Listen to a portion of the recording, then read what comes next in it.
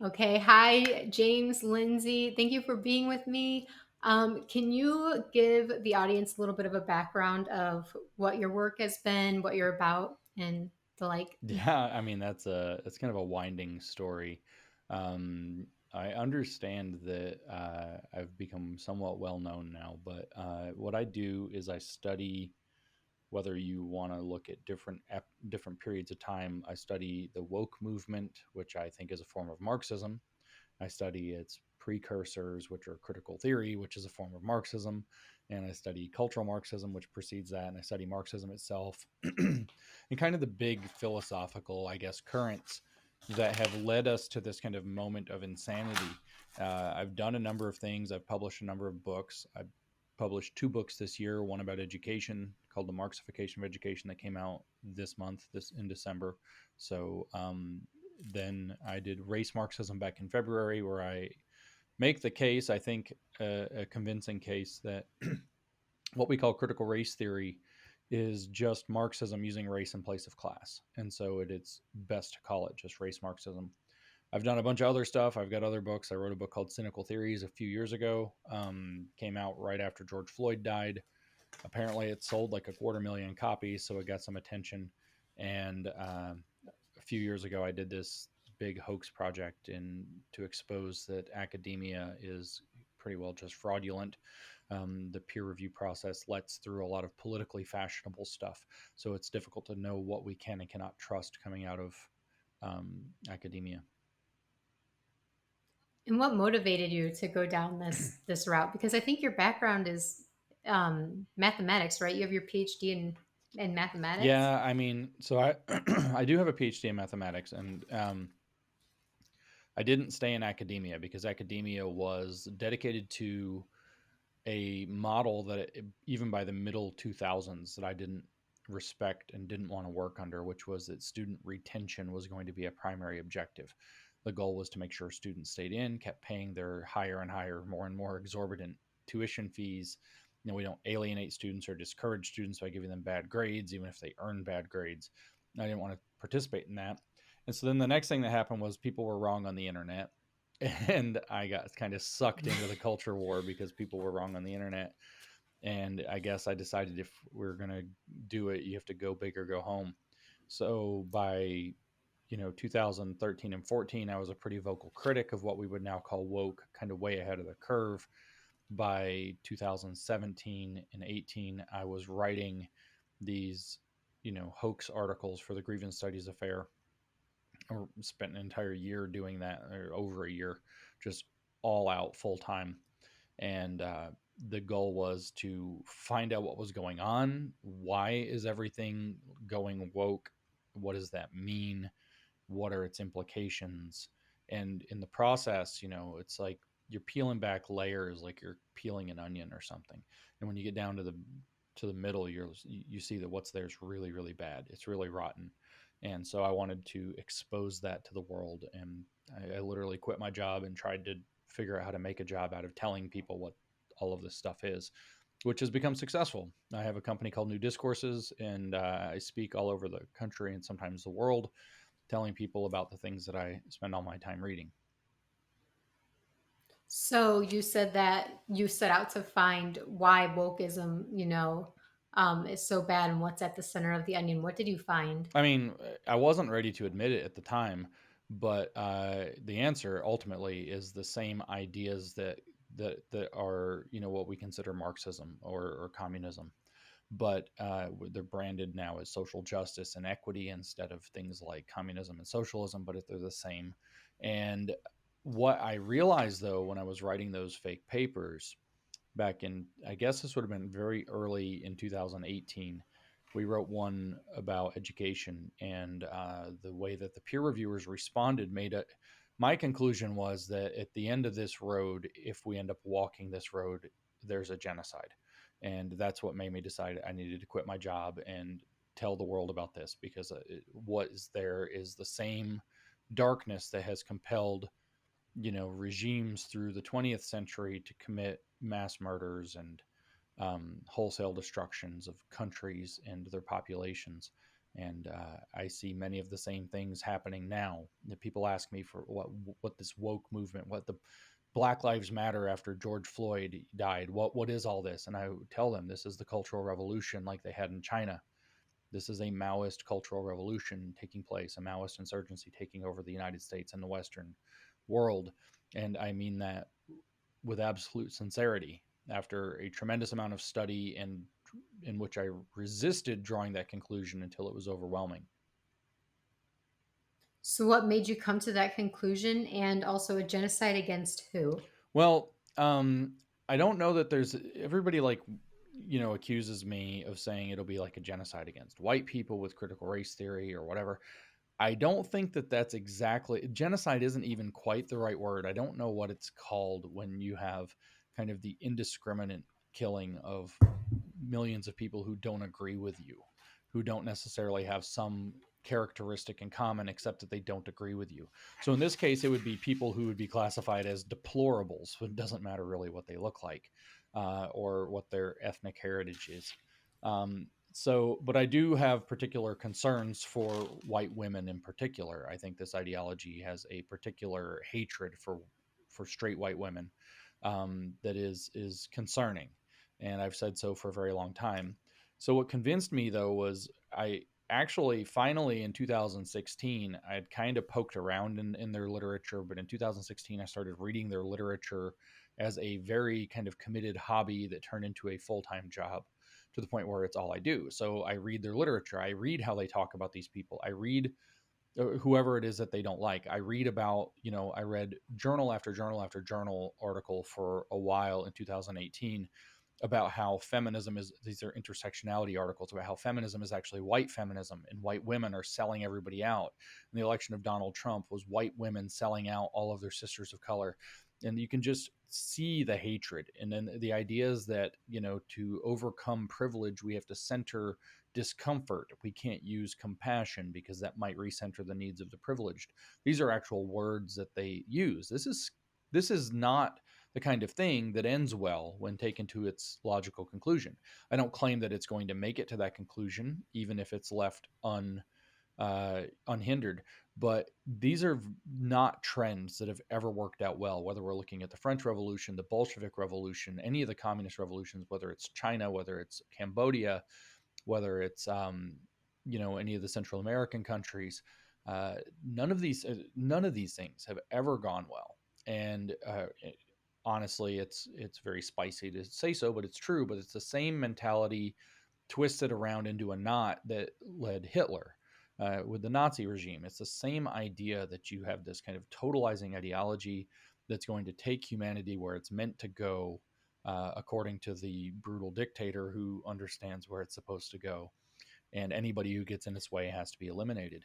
And so, what convinced me was reading the utter certainty of their conviction, the lack of compassion, even though they appeal to compassion and empathy all the time, the lack of compassion for the people they see as their enemies. In fact, it's fully dehumanizing. Uh, and then just tying that against the historical precedent set. When you read this literature, for example, and start to realize that what we're seeing happen within society and education more broadly is shaped like the Maoist cultural revolution that Mao Zedong did in China from 66 to 76. And then you put together that the Maoist cultural revolution probably killed 30 million people, if not more. You can kind of put, A and B together and come out with the idea that this is the kind of thing that can do a tremendous amount of damage. When you look at the history of the Soviet Union and also China with the character named Trofim Lysenko. Um, Trofim Lysenko was an agriculturalist for the Soviet Union. And of course, he had Soviet agriculture, which didn't work, and millions of people starved. And then the Chinese, when the CCP took over, took it up, and millions of people starved again. And what I see happening in medicine, whether it's with the pandemic, whether it's with racism as a public health threat, whether it's with this kind of trans and gender affirming care stuff. And we could look at more and more dimensions of how all of that's going. What I see here is a medical version of Lysenkoism. And where did those roads go? Well, I don't know how many people will die, but nowhere good. And so I get very concerned about these. The logic is the same, the structure is the same, the motivations are the same, the external manifestation is different. And that's my work is cutting through that. Have we seen anything like this before in American history? Like, can this be likened to any ideology that we've seen? Where did this come from? Yeah, yes, actually, not it didn't go very well. It wasn't very successful. There have actually been two significant attempts in American history to bend the nation in this direction, what we might consider woke. One would have been in the 1920s and 30s, and I know very little about that one, but it was the first real bid the communists made in America, and it didn't really go anywhere. The second one would have been at the end of the 1960s, and that's when the what we some people call the critical theorists, some people call the Frankfurt School. A correct name for it would be the critical Marxist movement. This being the new left under the critical Marxists, people like Herbert Marcuse leading it, the philosophy of Max Horkheimer driving it.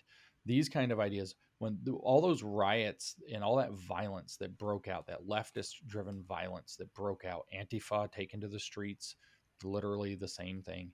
Back at the end of the 1960s, the shooting on college campuses, the hollowing out of Detroit was a legitimate attempt to do a critical theory or critical Marxism driven cultural revolution in America, and it didn't work.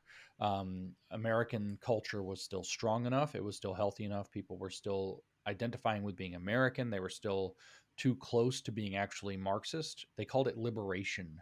Whether it's sexual liberation or feminist liberation or Right. whatever liberation, they called it black liberation. They called it liberation and tried to cobble these things together. But that was actually the failed attempt. You can think of it like that's the fruit that fell off the tree and dropped a seed, and the seed grew into the woke movement. And so we are now going through the second real attempt of the so called critical Marxist uh, uh, revolution, I suppose, to try to transform America into their kind of, it's not strictly old school communism, it's kind of a newer version based heavily on identity with goals like sustainability and blah blah blah. But this has a precedent which failed in the late 1960s. So all of the tumult of the late 1960s that we read about and hear about, I think one of the best examples is to point out the hollowing out of Detroit, which is still a destroyed city 50 years later, was actually this sort of revolution being attempted then. And now you got to think about it. What happened with all those people? They went and became college professors, radicalized a generation, most of whom became college professors. The universities underwent a gigantic expansion and hired a bunch of college professors now in made up disciplines, made up departments that would fill where they could fill those positions with these people. And radicals basically took over our higher education system on the back of that attempted revolution. And now we have, three generations of their students. They're all grown up now. The 60s radicals are all in their 70s and 80s, and they're still tenured professors, and their students are now professors. And they have laid the groundwork for a true cultural revolution in America. So, what is the ideology? What is it that they're teaching? I mean, the ideology ultimately is Marxism applied through the lenses of identity. And that's because in the 60s, they realized the economics wasn't going to work. They had to go through cultural aspects where there were points of grievance that they could dredge up. Capitalism was working too well. It was, in the words of these critical Marxists, it was stabilizing the working class. It made them stable. It made them content. Maybe they didn't have like the best life. Maybe they're not driving two Ferraris and a Bugatti or whatever's in the news this week, but they do have, their nice Camaro and they're proud of it. And they wash it on Saturday. And they roll around the neighborhood and they have their, they don't eat gourmet, but they have some nice stuff. They're happy with their, 3-bedroom or 2-bedroom home and their little family and their picket fence and whatever else. And it's actually made people happy. And they say it. They say, I mean, in their own words, these Marxists in the 60s are saying capitalism has delivered the goods. It enables people to build a better life. It stabilizes the working class and turns them conservative. So then they say, well, what we have to do is look for the same ideas, these same radicalizations have to take place in different domains. And then they say specifically identity politics. They say racial minorities, sexual minorities, feminists, outsiders.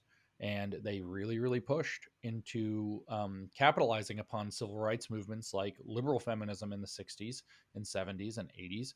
And inside, you have this angry, radical feminist core.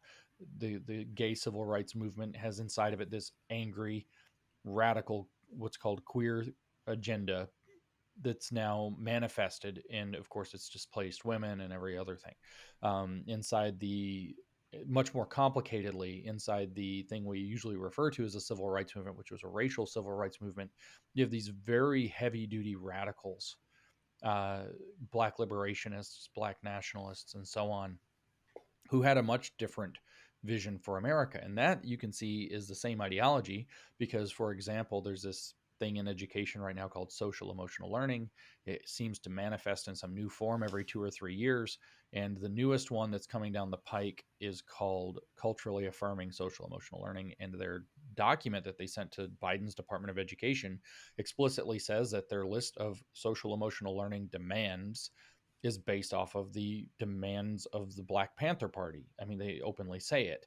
So the radicalism shifted out of economic class because America was too successful and into identity politics. And that's really just blossomed ever since. But the ideology is the same. Some people are uh, doing well in society. They're therefore bought into a system of oppression that they uphold. Other people are being exploited and alienated from their society and oppressed by that. And it's their job to come together in solidarity and overthrow the system and take control of it, take control of the means of production of society, whether culturally or materially, so that we can have a more socially just and equitable future. It's the same communism, new package. So some people might say that there has been racism historically in America, in enshrined in the actual system, right? With Right. Jim Crow and slavery and um, redlining, things like that. So how come CRT is not a good response to that, and what would be a good response to that? Well, I mean, Shouldn't we acknowledge that Black people have systemically been oppressed, and that there are going to be byproducts of that that are going to make them not be at the same starting point? So, what is wrong with CRT's solution, and what is a good solution? sure. I mean, so those are realities, and we must acknowledge the truth. And those facts are facts, and that there are terrible legacies of those historical circumstances are also facts, and we have to acknowledge those. Well, the way that CRT diagnoses this, though, is to say that the system itself is the problem.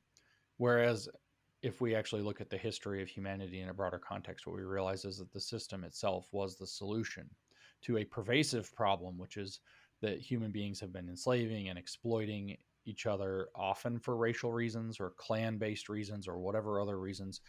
And finally, we come up with this system that even the founders, if you read in their own words, they struggled. The founders of the US struggled with the idea of slavery. Thomas Jefferson held slaves. Everybody knows this. We shouldn't shy away from the fact. And he wrote all these letters. He also wrote the Declaration of Independence, where he said all men are created equal. Then he also wrote all these letters to people struggling with the fact that he couldn't solve the most thorny moral problem of his era, and that his guilt at having to kick it down to a later generation, knowing and saying that it might be in fact the thing that would destroy the nation when the time of reckoning on that issue came up, and it nearly did.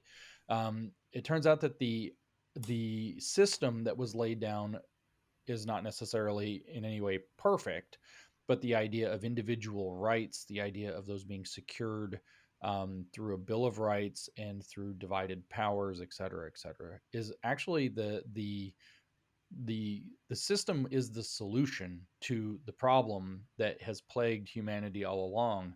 And around that same time in history, we start to see this kind of massive movement, not just in the United States, but other countries, taking up these ideals of individualism and individual rights and individual liberties, being the things that break down those evils. Critical race theory wants people to believe that only by empowering critical race theorists, which means it's a gigantic grift machine, can we possibly come up with a new system, a totally new system that would create a future of racial justice by enforcing what they call equity, Well, what did the Department of Education from the state of Virginia just put out in the last couple of days? They've lied about this to us, by the way, for several years. They said, no, no, no, equity means equal access. It means equality of access, right? They just put out, in their own words, word for word, equity means, they said, equity of access and equal outcomes for all students, no exceptions. It means enforced equal outcomes. It means the redistribution of shares to make citizens equal. That's also the definition of socialism. And so we know that socialism doesn't work. We know that racial socialism isn't going to work. We know that where we've empowered the people who claim to be these kind of race gurus, all we've seen is division, all we've seen is pain, all we've seen is failure, all we've seen is people's is racial tensions going up, not coming down, racial resentment going up, not coming down. The right solution is to do what we were trying to do before critical race theory kind of emerged as this big force, maybe in the 80s and 90s, going forward into the 2000s. And what we were doing then was that we were holding up examples of success. We were holding up, role models and saying, look, we understand there's been this terrible history, but you grow up right, you get raised right, you come out right, and you can become a success story here in America just like anybody else. And we were really, I'm not trying to say we need to go back to the 90s or anything like that, but we were really taking some correct steps before we started to get into this deep politics of resentment, to believe that the system is the problem and that the only way we can fix the problem is to put apparently a bunch of grifters in power. That doesn't work. What we have to do is continue to appeal to people's broader humanity. What we have to do is continue to use the system to make sure that we're not discriminating, etc. And I think that critical race theory not only misdiagnoses the nature of the problem, but if it got it right, it misprescribes the solution exactly. It gets it exactly backwards. More race consciousness rather than less, that's not going to fix the problem. So when did this shift in America start? Was it with George Floyd? When did it really start taking hold in, in this modern Right. day? So it's a little complicated. I mean, it's kind of unfolded in layers or in stages, I guess. It took over in academia, in certain sectors of academia, pretty early on, maybe even through the 70s, 80s, and 90s. But it was always kind of like in kind of a little bubble. Most of academia ignored it, which allowed it to fester. Through the through the early 2000s or so, it really started to grow in the academic sector. But I think the first big breakout of the mentality into the pop culture took place, and there are a series of events that I'm going to kind of go through quickly, but I don't want to get too much into the weeds with them. But one of the first big places it broke into the mainstream was when Barack Obama got elected president. There was definitely a racist reaction to that. I don't know what the actual scope of that was, but I remember being told by the media, for example, that it was extraordinary. That, this huge racist reaction happened everywhere to the election of Barack Obama. And so, this idea that America was secretly more racist than we knew was forwarded, and that's a critical race theory idea, it was forwarded through the media pretty strongly in 2008. Then we have this gigantic financial collapse, and all of the, banks get bailed out, and all of this crazy stuff happens. And we end up with this gigantic movement on the left. I'm not even talking about the Tea Party on the right, which is getting branded as that like super racist secret undercurrent of America. It's the Tea Party. On the left, we have this giant Occupy Wall Street movement that's taking on the banks. And finally, the Tea Partiers start kind of like joining up with them, left and right working together. That's bad for business. If you're the people in charge, you can't have them working together.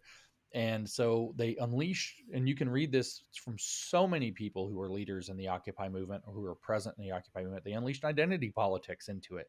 And in fact, the banks started to finance that. Vivek Ramaswamy wrote a book called Woke Inc. a few years ago and details how the banks used woke identity politics explicitly in 2011 and 12 to really, really, really push the Occupy movement to the margins of its effectiveness, to split it up from within, and it worked. And so now all of a sudden, the big entities that are teaming up with the government. The banks, there's this revolving door between the government and the big corporations and the banks, and we all know that it's not good. That's what the Occupy Wall Street movement was about. Well, all of a sudden, you have Barack Obama starts campaigning for his second term on identity politics explicitly. He didn't do that in the first term.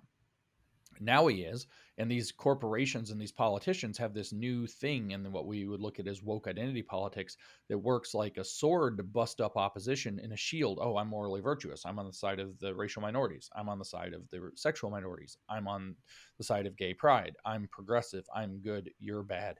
And so they end up funding a lot of this stuff massively because of its huge political utility in terms of a divide and conquer strategy against both traditional left and the kind of rising populist right. So that's 2012. That's a second huge step. 2014 and 15, we have Michael Brown died. He assaulted a police officer and was shot, and the Hands Up, Don't Shoot movement started. Black Lives Matter leapt into its first major public appearance. Black Lives Matter started formally after Trayvon Martin had it was shot by George Zimmerman. Didn't do much. It was somewhat grassroots, got co-opted. The early leaders of BLM will tell you it got co-opted by these weird actors. We find out later that these people consider themselves to be explicit trained Marxists. And in 2015, all through the year, Black Lives Matter kind of pushes this idea of a racist society and racist cops. And then for 5 or 6 years, we have this just kind of continuously drip fed to us. Donald Trump gets elected the next year, 2016. And what was the narrative? He's racist. He's racist. He's racist. He's sexist. He's terrible. He's this. He's that. Intersectional nightmare.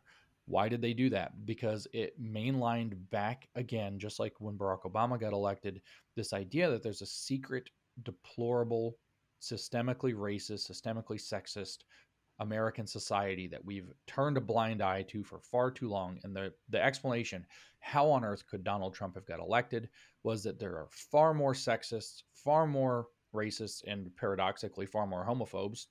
Trump being the first like openly pro-gay president, or guy to campaign for president openly pro-gay, somehow far more homophobes than we ever believed. And so America gets this shade thrown on it by these activists, but through the media in particular, in their attempt to destroy Trump, that America is secretly racist, sexist, homophobic, evil, blah, blah, blah, to a level that we had never possibly considered before. And so at that point, the mentality behind critical identity Marxism had infused American society.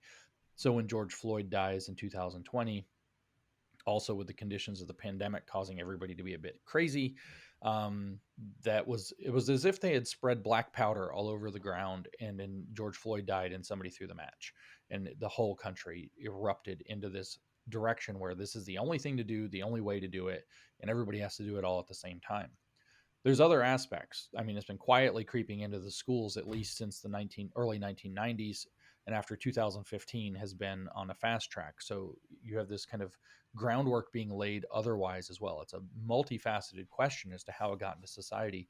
But I think if you take into account the bend in the entertainment industry, the bend in the schools, and then that kind of trajectory of taking advantage of certain gigantic sociocultural and political events to mainline the narratives, you can see how this kind of Marxist identity politics mentality infused itself into America, so that when George Floyd died, where it looks like the beginning, it's actually the beginning of the active phase, or the so-called kinetic phase. Kinetic, I guess I said that wrong, of something that's been building for decades. So who does this benefit? Who's benefiting from this? Who Um, and whose interest is it to keep this going? Why are people so impassioned about critical race theory and this ideology? Well, there are kind of two groups of people that it benefits. There are the people that it benefits kind of in the small direct sense, which are the grifters that end up getting the positions of power. So a critical race theorist comes in, says, I think that your school is too racist. I have a consulting program, pay me $3 million, and I'll teach you guys how to be anti-racist. And so there's the grifters benefit directly. But if you look at kind of like the state of world leaders, how in the world did Joe Biden get elected? Like, how did that happen? Like, for real. You look at things like this, those people are benefiting tremendously because the amount of fear and hatred, if we just take the election at face value, which we will do for the moment, if we just take the election at face value, actually, I can't even say that with a straight face, but if we do that, the fear and hatred of Donald Trump that was stoked through these mentalities, the utter divisiveness that has torn apart our society, benefits the people at the top who want a dumbed down, controllable population that's angry and mad all the time. The entities that are pushing these theories the hardest and funding these theories the hardest probably stand to benefit from them. And who's that? Well, the United Nations is all over it. The World Economic Forum is all over it. The Open Society Foundation, headed by George Soros, is all over it. Almost every, go to their websites, and almost every article for the last 7 years has been about these topics. We can go back to the story with Occupy Wall Street. The big banks benefited from it. This kind of weird collusion of corporations, where all the corporations and all the universities and everybody decided to all go woke at once. Well, aren't they so virtuous or whatever? They're somehow benefiting from it. Um, they have tremendous power now that they didn't have, and they get to have it on the back of this woke identity politics, which actually is using people like gays and lesbians and bisexuals and trans people as shields, or black people or other racial minority groups as shields. They say, well, if you're against what we're doing, then you're anti-LGBTQ. Like, no, I actually literally don't care about people one way or the other. I don't fly your freak flag in your bedroom, keep it in your bedroom, have a great day. That's fine. I don't care. It's not about LGBTQ. It's about, well, it is because it's a fake acronym, but it's not about gay people. It's about the fact that they can claim something like anti-LGBTQ, and people think, oh, well, there's millions of gay people in this country, and those people are bigots that don't like them, but they're actually hiding behind millions of gay people who don't want any of this happening either.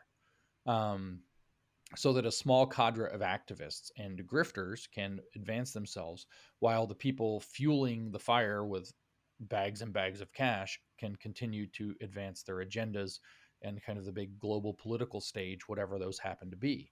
Where, we hear from the World Economic Forum and the United Nations that we're going to have a new sustainable and inclusive future with a completely new economic system that they just happen to be completely in control of, that will be facilitated through global cooperation, and that they have penetrated the cabinets of all these different world governments like Canada and the United States, and like, that's who it benefits. This weird kind of big global shift to a new, I hate to say it, world order that is guided by characters that are identifiable, that are also the ones pushing all this stuff and making it so that your corporation can only have, your stocks carried on index funds if you push all this stuff. They obviously are the ones who benefit from it. Did they create this opportunity for themselves, or did they just take hold of something as it presented? I think, They saw an honestly, opportunity and they took it, or yeah, I actually think that they did not create this. I think that what happened was, some people, I think that that moment when they destroyed Occupy Wall Street with identity politics was a watershed moment. I think they had plans. I know they had plans because they wrote books back in the like early 1970s saying they wanted to transform the world economy to a different model, a stakeholder driven model, a circular economy that is much more efficient in reusing its own waste, etc. They've been saying this for over 50 years, but I don't think they knew how to do it up until all of a sudden in 2010 and 11, woke identity politics became just this, almost like, it's almost like the laser beam on the Death Star to just blow up anything that resists them. And when they saw the success of woke identity politics wrecking Occupy Wall Street, I think that's when they knew that they had the tools that they needed to push forward in the direction that they wanted to go. Um, they already knew otherwise, tools like public health and emergency powers, et cetera, work. But this thing keeps the culture so scattered, so frustrated, so angry with each other, so divided, that, and while making the people pushing it look like they're saints and angels, that they realized that they had literally discovered a super weapon. And here we have depending on the branch, if it's like feminism, you have 50, 60 years of theory written out already. It's already all developed. If you're talking about critical race theory, by then you're talking, the first real critical race theory book was 1970. And so again, you have 40 years of material to start working from. Critical race theory got its name in 1989, so you could say it was 20 years. If you look into critical pedagogy, it's going back into the 60s. I mean, they found this treasure trove of well-developed stuff in academia that they could appropriate to their cause very, very quickly. And I think that the reason things seemed so normal up until the mid 2010s, 2015 is usually the year people say everything kind of started to go nuts, is because it was in 2011 and 12 when people started actually dumping money into this in earnest. There's a little bit before that, probably on the scale of $100 million a year, dumping into woke projects back into like 2006 and 7.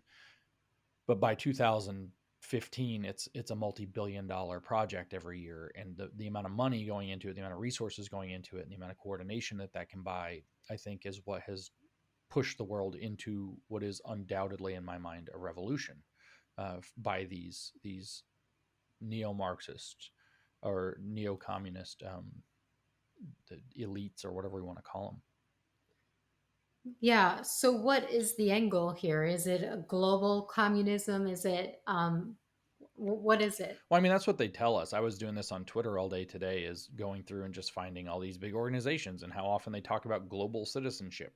But what in the hell's a global citizen? Right. Well, you're a Right. citizen of the United States. I think you told me you're a citizen of California. I'm very sorry.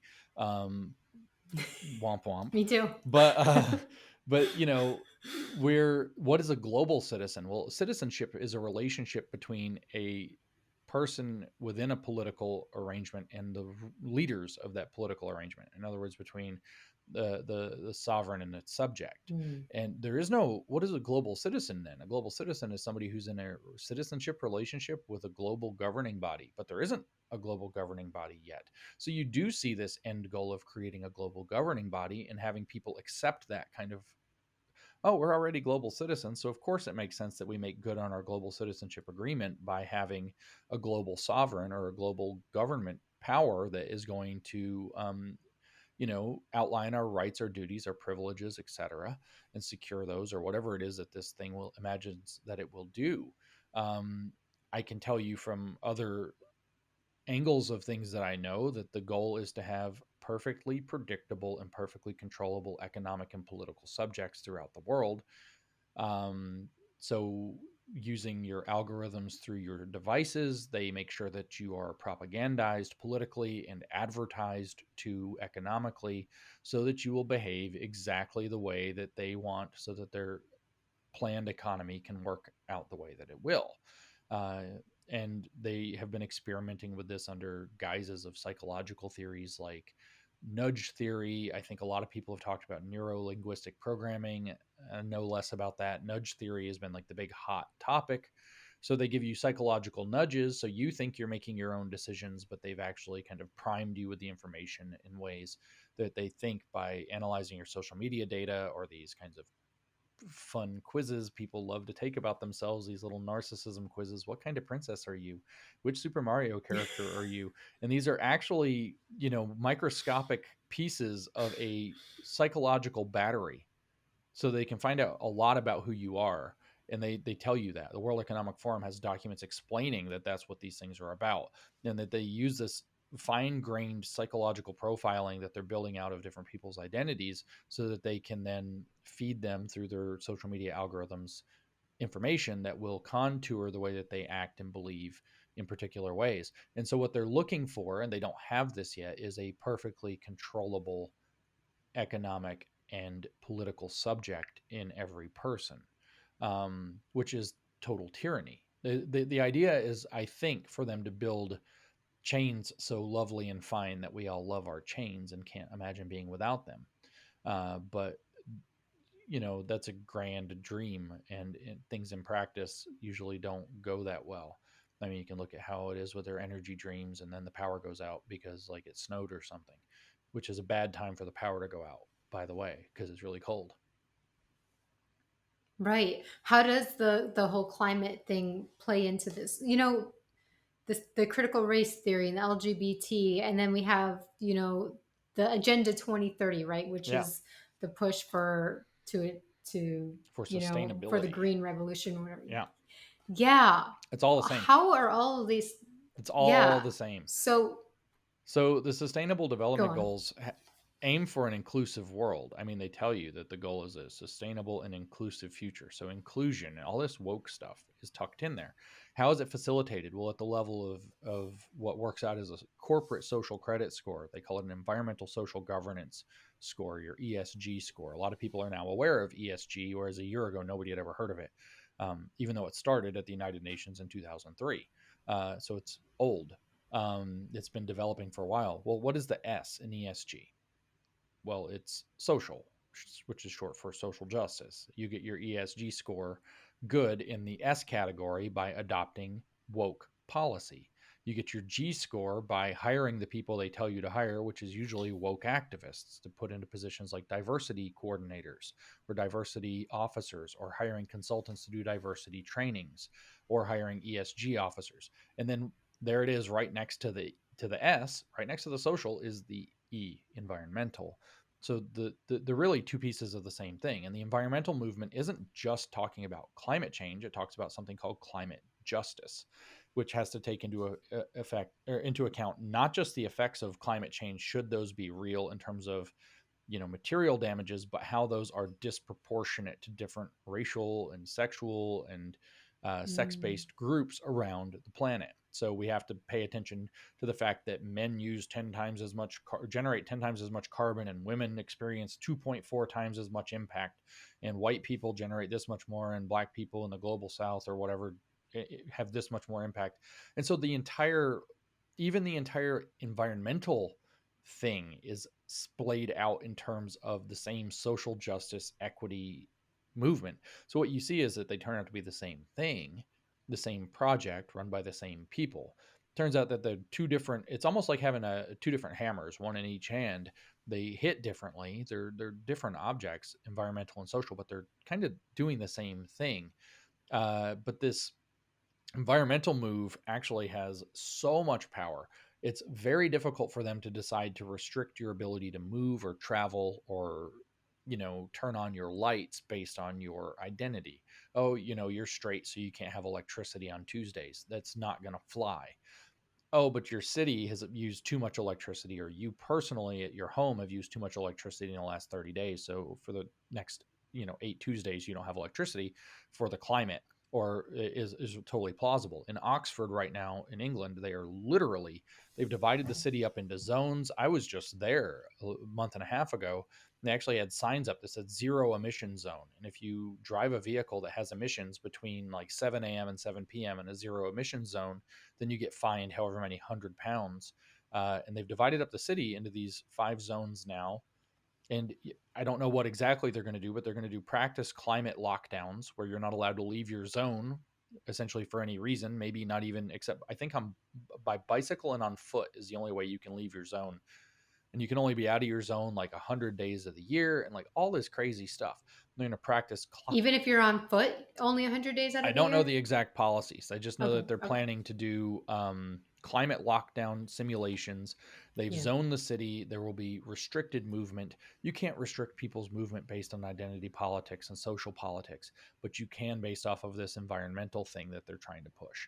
It, Why do they want to restrict people's movement? Why is that important? well, if you can't move, you can't get together, and your life becomes something that you have to plan more. Like for a lot of, I talked to some Soviets, former Soviets, and they were not like in the regime. They were actually oppressed by it, but they lived in the Soviet Union.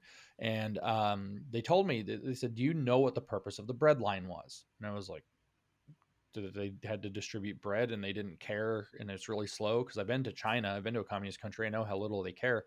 And they were like, yeah, but no. The real purpose of the bread line is that if you're standing in line twice a week, 6 hours at a time for bread, you're not doing anything else. So if you can't leave, if you can't go anywhere, then you live a restricted existence. Like, what are you going to do? If you want to have a meeting with somebody outside of your climate zone, you have to get on Zoom or something like this. Well, all they have to do is rig that up, or all that's monitored. And now you have no unmonitored communication with people outside of your zone, uh, which can be quite limited. If we go and look at what they do in China, you can't even get I think it's 50 is the maximum number of people you can have in one place without a government official present.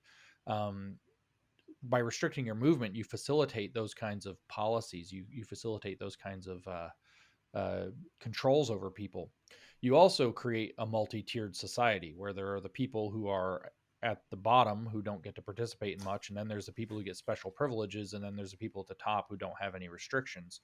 And from what I understand, the goal would be a three-tiered society in that regard, which just becomes a powerful instrument of social control. Further, you create reasons to punish people for arbitrary almost infractions, which gives you massive amounts of psychological control over them. You create the ability to fine them for things Right. that don't seem out of the ordinary.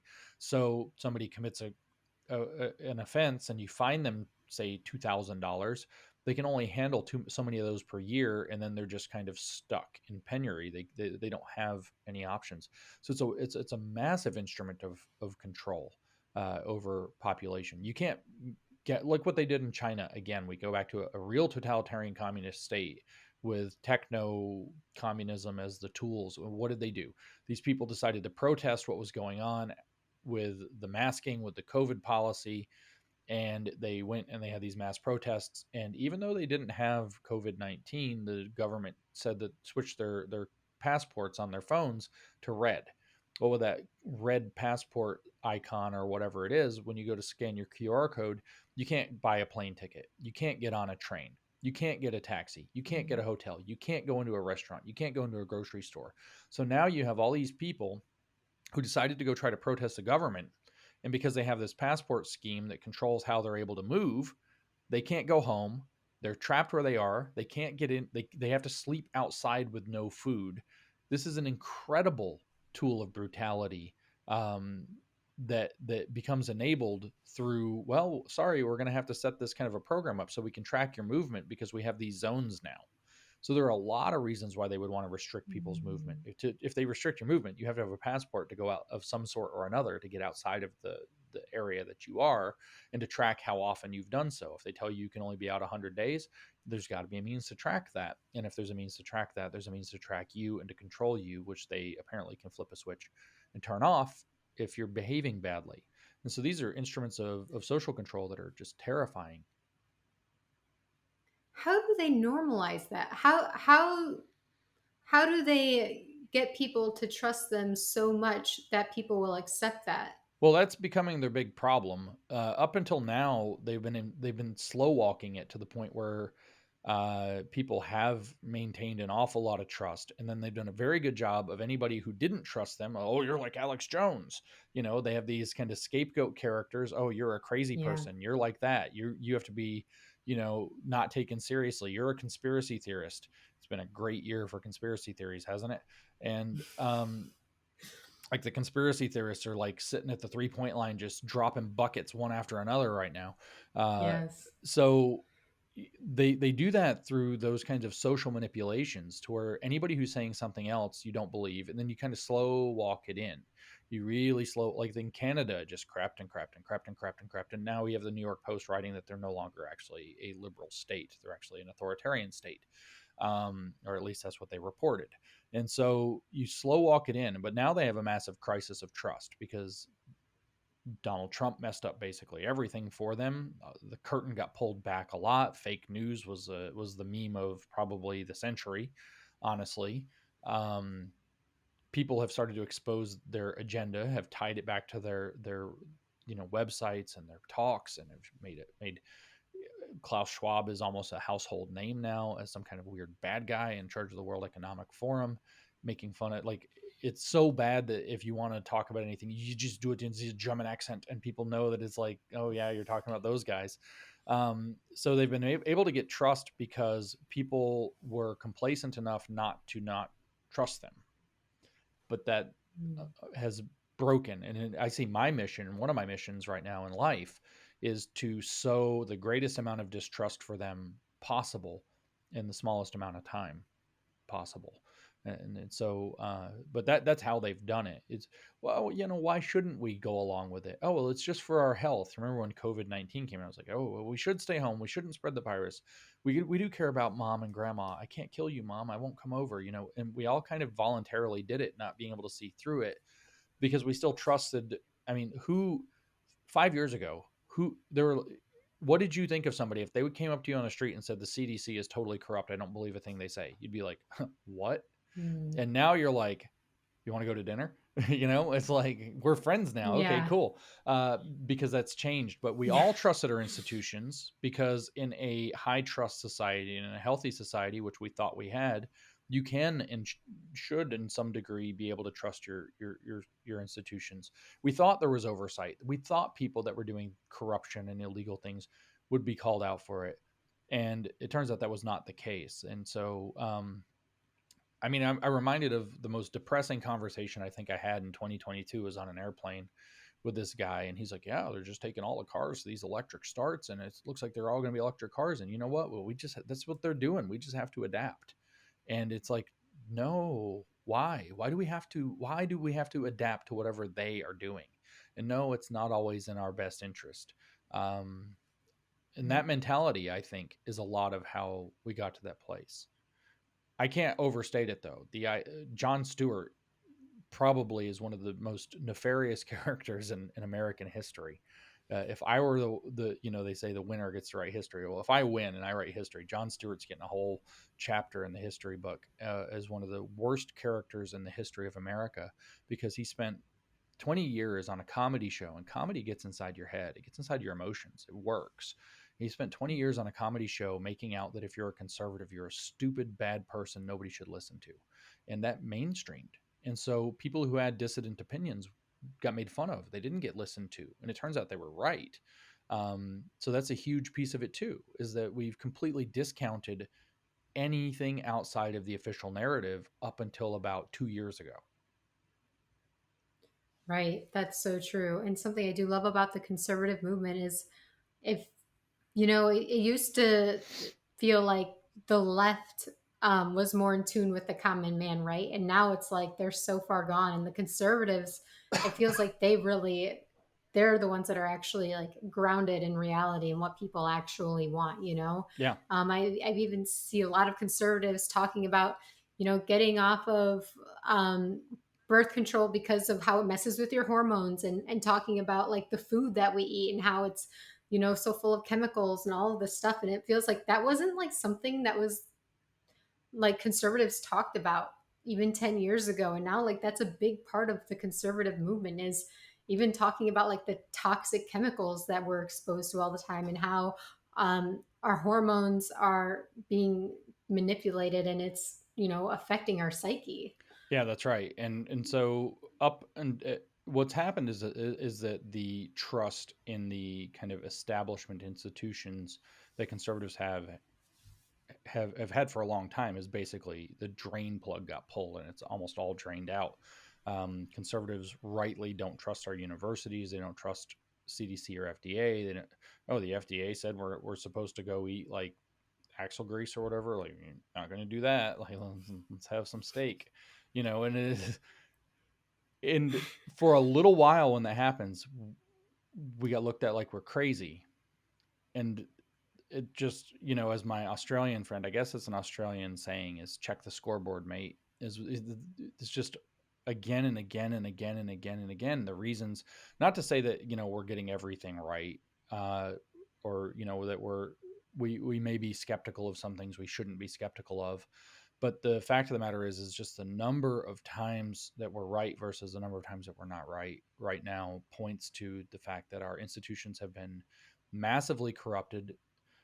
And what the left used to have there was they always up until literally the last 10 years, the left has been highly attuned to corporate corruption. They're always pointing out, oh, the corporation is buying off the politician. They're always pointing out, well, the reason we believe XYZ about this or that is because Monsanto paid a bunch of, or because the sugar lobby paid a bunch of, and the reason, so they're very, very attuned to corporate corruption. But now the corporations following this Occupy Wall Street change we talked about before, now the corporations are doing their ideological bidding, and they are the biggest sycophants. I'm trying to think of words that aren't bad words to say for like big banks and big corporations ever. It's the most amazing thing. It's actually fun to get together as a conservative with an old school Marxist. I mean, like from like old school. I sit down and talk to a leftist of today. It's like immediately you and the Marxist are saying the same stuff against the wokies because they are so invested in like the corporations and the institutions, and Mhm. they actually can't be trusted. So they've lost their grip because they've decided to trust exactly the things that just straight up can't be trusted. Whereas conservatives have awakened broadly to the fact that we can't trust this stuff. Like, I mean, when I saw the other day, there was some like vitamin B supplement that the FDA was considering taking off the market. And I went and bought 10 of them, like 10 bottles. Like, that's apparently good for you. I'm going to go get that. That's so true. That is hilarious. Yeah, that's good reasoning, actually. I would It feel is. the It's same like they're way. trying to kill us or something. I don't know. Or they're just Yep. derelict, or like they believe their own. At some point, it's like South Park did that episode of smelling your own farts. It's like they've gone down the rabbit hole of like believing their own BS to such a degree that it's hard to say on any given person. I don't want to say that everybody doing this stuff is like this evil mastermind. Most of them aren't smart enough to be masterminds in the first place, and they're too lazy to be evil. And so most of the people that are involved in this are just like, well, that's what the paper says, it must be true, we just have to go along with what it says. And so somebody writes a paper that says, we have to have um, that racism is the greatest public health threat since ever. And so now we're going to do all these anti racism things, and that's somehow going to stop the next pandemic. Like, I saw a paper literally about that the other day, and people are like, CDC is like, yes, let's go. Um, and then so the normal people look at that and they're like, CDC done lost its mind. We're not going to listen to them anymore. And that's kind of where we are as a country right now. So how do we fight this? This, Expose it. global expose it. Keep Okay. exposing it. Keep making fun of it. Keep making it embarrassing and cringe. Um, Talk to people, try to get them to see through the gaps in the narrative. It really, I mean, it sounds so dumb, but when I said that my mission in life right now is to sow the largest amount of distrust for these things as I can in the smallest amount of time, that's because a lot of what they have two ways that they can achieve most of what they want to achieve. Either they can get us to trust them and thus buy in voluntarily, or they have to try to force us. If they try to force us, well, maybe that's a test and we see what happens. I hope they don't. It's not a guarantee. I hope they're not that dumb. But if we don't trust them, we won't willingly give up our freedom, our rights. We won't willingly say, oh well, they're just going to go ahead and make climate zones, and we just have to stay home. Nobody's going to do that if we don't trust them, and we might fight it back off and force them to back up on their back off of their policies, their positions, force them to regroup and rebrand. It seems like they have infinite money, but they don't have infinite money. um, it costs them a lot every time one of their big plans gets foiled and they have to go cook up a new one. And so by getting more and more people to understand something is wrong, even if they don't understand everything about what's happening, or they don't believe everything that people like me say, getting them to understand that something is wrong and that these people should not be trusted blindly and we should double check everything. Um, that is absolutely crucial to fighting that. It's the most valuable thing to do to fight them. I just had this conversation with somebody I guess I shouldn't name, but is a fairly important character in national politics in this country this morning, and she had been in conversation with um, a very important person in the state of Florida. And we were talking, and she said, I was telling him about this, that, and the other thing in one of the laws that they passed this year, and he was like, "What's that? I've never heard of it." And this is a huge, huge issue. And this is what I find. I've spoken in front of groups of legislators. I've spoken in front of groups of like school superintendents and things, associations and things like this. And what I find is that these people just don't know. The people we're counting on because they have their hands attached to the levers of power to be able to do something about these issues don't know. They're not. everybody wants to jump and say they must know it's controlled opposition. No, some of these people are that, but most of these people are genuinely just unable to keep up with the fact that the jargon changes every 15 minutes, and it's been so much and so fast, and it's all so new, so that huge programs are being based off of words that they don't realize are traps. And the easiest way to stop that, and this is the logic behind what I'm saying, the easiest way to stop that is if large numbers of their constituents that they represent, or large numbers of people that they're likely to run into in everyday life, have some understanding of the problem and communicate it to them, so that it breaks down the Mm, idea that it's normal to go along with all this stuff, or that we're in business as usual, and opens them up to the idea that we're actually in this weird, twisty linguistic universe where it's really easy to make a mistake, until you realize that you've got to be very savvy with how you approach uh, language and issues. So if we want our leaders to be able to fight back, they have to understand it. And the best way for that to happen is for lots of people around them, or that are their constituents, to know enough about the issues to bring the issues to their table. If it's one person saying it again and again, they probably aren't going to listen. But if it happens over and over and over and over and over for thousands of people, then all of a sudden they're normal people too. They're gonna be like, what's going on with this? What's happening? And then they're gonna start looking into it. Then they're gonna start to see what it is. And then the people who actually can do something about this in a reasonable and legal and sane way become informed enough to start taking steps in that direction. We have some states that are bellying up to that table. Florida's doing it. Louisiana's trying. Texas kind of does when it's not being Texas. Um, there's a big fight in, I mean, Arizona's not exactly a banner state, but there's a big fight there happening, at least. yeah. West Virginia's stepped up, so we're starting to see this here and there. But that happens by literally exposing what's going on, giving convincing and clear explanations to people to convince them, okay, my intuition is right, something's wrong here, and we can get some vocabulary under it and understand what it is, and then we can communicate that to leaders who can do something about it. Okay. Yeah, I like that. That makes sense. Kind of like a grassroots, It is right? grassroots. It's the real Yeah, grassroots. That's right. yeah. The grassroots movement of our time. Um, when I hear you talk about going back to the very beginning of the conversation, genocide and um, against people who disagree with you, I can't help but I'm a Christian, and I can't help but feel like that if there were to be a genocide, if you were to be right, it would be probably against the religious, because they're the ones, not all of them, but many of the people who are standing up against the LGBT agenda. And well, that's like really the really big one, that only, it seems like only religious people are willing to go there.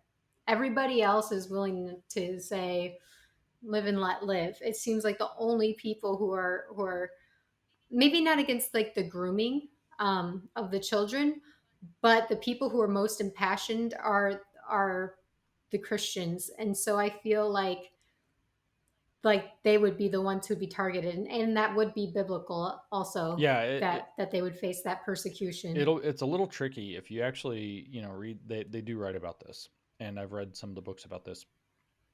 They really, really are. How do I phrase it? What is currently referred to as Christianity will split into two pieces. One piece that is considered acceptable, and one piece that will be persecuted. You can guess which one the real one is. It's not the one that the regime is going to Right. celebrate. And so, I mean, some of the language for this is the reactionary church versus the prophetic church. So they call theirs the prophetic church. It's prophesying a grand new world. And they've been very effective at co opting large segments of large religious organizations, Southern Baptist Convention, Presbyterian Church of America, the Vatican. Large portions of this have bought into what's called one version or another of what's called liberation theology, which is actually Marxism posing as religion. And so that side, what we might refer to generally as woke Christianity, will be elevated, celebrated, and used and held up as the only true church. Whereas, I don't know if this is a relevant metaphor anymore or illusion anymore, but ever the every church that's truly biblical, Christian church that's truly biblical and that's standing against all of this stuff, will basically be turned into the reactionary church or the Westboro Baptist equivalent of the Westboro Baptist Church. If you remember who they were, they used to, this kind of crazy fundamentalist church, I think in Kansas or something, that used to go around all over and protest military funerals because the military was allowing gay people in the military. And so they would hold signs, God hates FAGS. I'm careful with what we say on the internet, I guess. Yeah. They would hold these Not good. signs Not and make good. these really ugly protests 10, 15 years ago. And what they'll say is that the authentic church will be castigated as crazy reactionary evil heretics, whereas they're going to hold up a genuine ecumenical heresy as the true prophetic church, the true real meaning of Christianity. And I hate to report it, but that's deeply, deeply happening already. The Southern Baptist Convention and PCA, Presbyterian Church of America, and the Vatican are, among others, are already very, very deeply into this and have gone pretty far down the road. A lot of their leadership is corrupt. If you look at the top seminaries in the Southern Baptist orbit, for example, most of them employ woke, openly woke, critical race theorists teaching New Testament and things like that. Um, the Southern When Baptist, you say they write about this, who are they? when I say, They write about two different oh, like that Paulo factions, Freire, like the Paulo Freire okay. explicitly in the 10th chapter of the Politics of Education explains that there are three churches. In his view, there's the reactionary church, which is also the conservative church, and then there's the modernizing church, which is when they try to be hip, but they keep the old doctrines. So you got your pastor in blue jeans and chucks or whatever, but he's still teaching actual like biblical stuff. And then you have the prophetic church, which is taken up with liberation theology, which believes that the point is that each individual should go through a death and rebirth process to be born on the side of the oppressed, blah, blah, blah, blah, blah. And so the they in this case are actual liberation theologians, or in this case specifically, I was thinking of Paulo Freire with the language reactionary church and prophetic church. And if you want, the book is called Politics of Education. It's chapter 10. You can go read it yourself. He's quite explicit about it. Um, it's kind of a horrifying chapter. But the church will be split, and the authentic remnant of the church will be massively persecuted. And the people who play along, however, will be celebrated and held up as the only true Christians, which will be especially challenging and galling. And it will be a very effective tool to get a lot of people. Because if we go to the World Economic Forum, by the way, they published this document, I think in 2016, which is the role of faith in transforming the world. And Klaus Schwab is quoted at the beginning of it saying that the movement that they're pushing requires new values, and new values can't be justified by the intellectual process alone. It requires faith. And so you have major American pastors like Rick Warren, who have worked closely with he's called America's pastor, the purpose driven life guy. He's worked closely with Davos Yeah. for years. Look him up. Go on YouTube, look up Rick Warren and World Economic Forum, see what you see. Um, I'm very familiar with Rick Warren. I had no idea he was involved with the World oh yeah, Economic he Forum. sold the church to the World Economic Forum, more or less. And so Wait, okay, hold on, because this is going to be like very like controversial. many Christians. I'm sure many will believe it, but for me, I'm like Go to very shocked right you should now. go to the youtube.com and just type in either Rick Warren and World Economic Forum or Rick Warren and Davos, and just see what comes up. He's spoken there many, many times. He had this talk he gave Really? about how faith is going to be the third leg of the stool and how their agenda cannot be accomplished without getting the faith systems on board. And he's in there talking almost kind of like a mafia boss back. It was like 2008 or something. It's a long time ago. Um, Is it possible that he doesn't see it as this cynical thing that we see it as, that I don't. he's been lied to? Unlike them, I don't read minds, so I don't know. Right, right. I don't know. God, it's just It that's it's a it's a very complicated and very important issue that nobody really has looked into.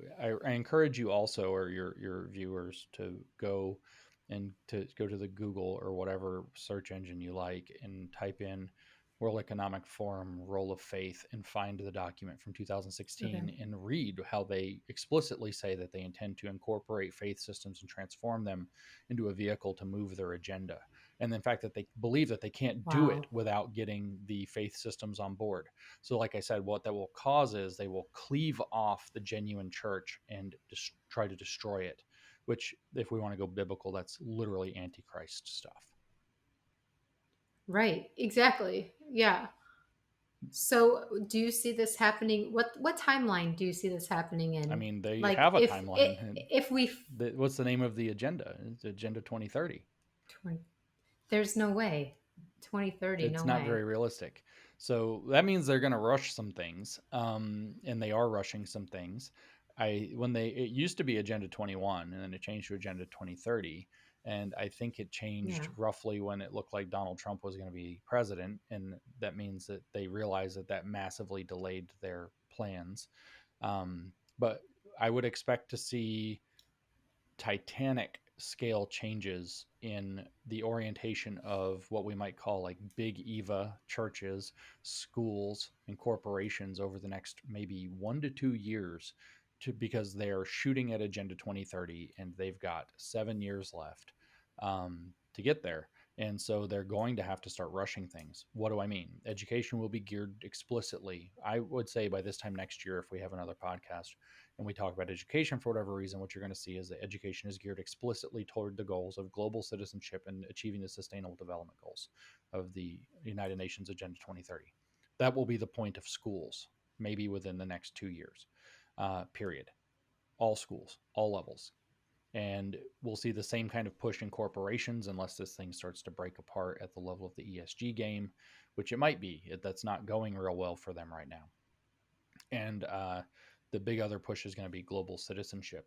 What you'll see within the faith communities is a big push toward this kind of interfaith global faith initiative, which is, What do you mean interfaith? Yeah. well, the Sorry. Yeah. Christianity and Islam aren't really that different. They're really just two pieces of the same thing, so they have to be able to get together, and maybe you have a worship service that starts out with a pastor, and then the priest delivers a homily, and then an imam finishes out, and maybe there's a benediction at So the end by a Jew, or by a rabbi or whatever. this is what their goal is, right? Hmm. Because obviously there is a big difference between Muslims and Christians. Like, for Christians, Jesus is everything. And if you Hmm. were to ever try to take Jesus out of it, the real Christians are going to run, right? Uh-huh. So, Yeah, and be called so bigots as you're they run saying, away. That's right. yeah, Yeah. I mean, like I said, yeah. if So, you're worried about the church stuff, and I think everybody should be, and you should be, I strongly encourage you to look up the World Economic Forum Role of Faith document. I can look for it and send it to okay. you specifically so you don't miss it, and you can add it to notes or whatever if you want. It's pretty shocking what they have in mind. So, yeah, Yeah. they have. And They have a new religion that all the religions are just going to be pieces of. So if you're a Christian, it doesn't matter. If you're a Jew, it doesn't matter. If you're a Buddhist, it doesn't matter. If you're a Taoist or a Hindu or a Muslim, none of it matters. It's all going to be, how are the tenets of your faith geared toward upholding sustainability and inclusion in a new global world. right. Right. It's like having religion, right, with like the love of God, but without the restraints that God puts on you morally, right? So without having actual values or anything that you would stand up for, it's really more like just love and accept everything, right? Which we know God does love and accept us, but he also calls us to repent of our sins, but basically saying there are no sins, It depends on right? how scary do you want this to be. Like, hmm. Do you, do you want this to be like the horror movie that you watched as a kid and it was really scary, and you watched it when you were an adult and you're like, that's kind of funny actually, or the one that's like you can't get out of your dreams for the rest of your life because it's one of those scary Japanese ones that everybody's horrified by because their goal is to build God. It's like the Tower of Babel. Uh-huh. That's right. Their goal is to build God. God will be the big AI that connects everybody through the internet of brains. That's the goal. I sound like a nut job when I say this stuff. That's the goal. No, no, I mean, like if you think it's true, like, and you can And you have to use faith to back be it able to up. get there. So yeah, uh, yeah. So anyway, it gets real scary. That's more or less what their agenda is about in the long run. That's like 2045, 2050 scale. But to get there, they have to meet their 2030 You benchmarks. know what I would add to this, though? I think that there would be, rather than it being this AI network of computers that try to make God, I think it will be the Antichrist himself I mean, coming. Um, it seems like a pretty good s- description of that. So, yeah, it's this is a serious bid against humanity, and if you are religious against God, this is why I purposefully and repeatedly say it's a spiritual fight. That it is good against evil. This is why I sit so often with Charlie Kirk and say these things. Um, it's because this is what it is. This is a really really scary moment. They think that technology has progressed to the point where they can actually pull this kind of thing off. So this distinguishes it from the tyrannies of the 20th century, where it was very mechanical and very forced. This is meant to be very digital and very subtle, um, very much more like, I mean, I hate to use it because it's cliche, but like the movie The Matrix. right. It's very cliche, Yeah, but that makes sense. also like, yikes, kind of that. Have you been pulled towards religion at all? Just as a personal question, as you have,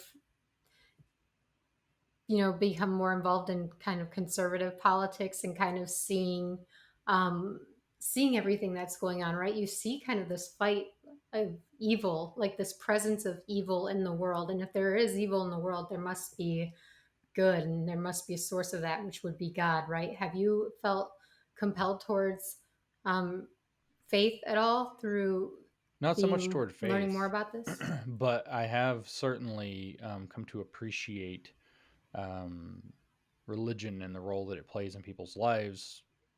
Obviously, I have to note in ways that can be very, very good, but also in ways that can be very dangerous. Seeing as I think that the goal that they are doing is to build a new world religion that's evil one. Um, so I'm much more appreciative of. I actually do read from the Bible fairly regularly, and I've become much more appreciative of what I see there and the arc of of what the story told throughout the thing as one gigantic cohesive book, what it uh, Hmm. speaks to. But I remain agnostic, and so faith isn't quite something that it's pulled me toward. Okay. Yeah, just curious. That kind of I get went asked through a my lot. mind as we were talking. I was like, oh, do you? I get That asked a makes lot. sense because, yeah, because this is so obviously like a spiritual battle, right? So the evil is just so tangible that, um, and so much at stake that I think God, I can understand why people ask about what your beliefs are about God Yep. in this line of work. Yeah. Well, thank you so much, James, for your time. This was a great discussion. I hope we can uh, talk again maybe a year from now and see if these predictions came to be. Hopefully, actually, I don't know. Maybe it won't be a joyous conversation, but I'm sure it will be enlightening and I'm enjoyable honestly nonetheless. optimistic for. I mean, I think it's not going to be a particularly comfortable year. This coming year, I think things are going to be crazier than they were in 2022. But I think that we're actually moving in the right direction, and so I actually do. I do have optimism. I think that our conversations, even if things are crazier, I think that our conversations about these things are going to be more optimistic a year from now than they are right now. And I kind of Yeah, expect that to be an increasing uh, kind of trajectory or momentum. So take heart. good. I'm yeah, I'm happy to hear that you have some hope, that you seem very hopeful, and I think you're right. These conversations are happening more and more, and the evidence is just becoming stronger and stronger for why what we're saying is actually true, and people should be worried. So I think you're right. I'm glad to hear that. Yep. Yeah, we're moving in the right direction. That's what I said on the stage at America Fest when I was with Tim Pool. Somebody asked a question. It was in the members only stuff, so the big public, didn't get to see it. But it was, I keep telling people, stop taking black pills. We're I don't know how far, maybe 2/3 of the way, maybe three quarters, maybe only halfway to Berlin if we use a 1944 World War II analogy, but Mm, we're getting there and we've made a massive amount of progress in a couple of years. So we shouldn't lose heart. They've been laying tracks for over 50 years, and in over just under 2 years, we've massively disrupted what they're trying to do. So yes. lots of So reasons to true. take hope. Love that. So true. Thank you so much. Yes, Thanks ma'am. for the hope. Thanks for the great conversation and lots of learning taking place. And I really appreciate that. My pleasure.